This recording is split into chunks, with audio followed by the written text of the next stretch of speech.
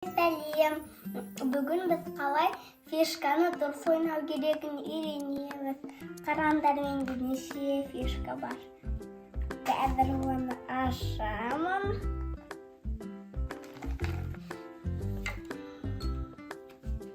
Екі фишка аламыз. Мынау жабығы, мынау ашығы. Қазір мен үйретемін сендерге. Біз қасындағы қарсыласымызбен жарысамыз. Біреуде ашық болса, біреуде жабық болса, ашық болған адам оны ұтып ала салады.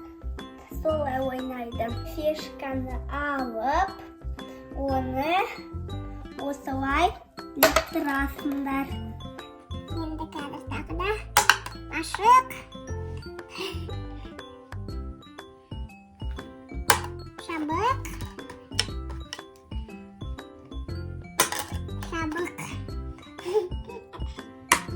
Şabık. Olsun. Біреу ашық. Енді сен маған көмектесші.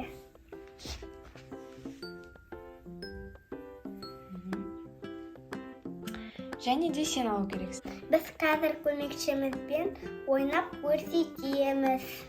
Тоқта, дұрыс ұстап алу керек. 1, 2, 3. Жабық. Ал енді сенікін көрейік. Ашық. Кім жеңді? Мен жеңдім. Кел 5-ті. Жарайсыңдар әлі. Ал енді балалар, сіздермен қоштаспаймыз. Сау болыңыздар.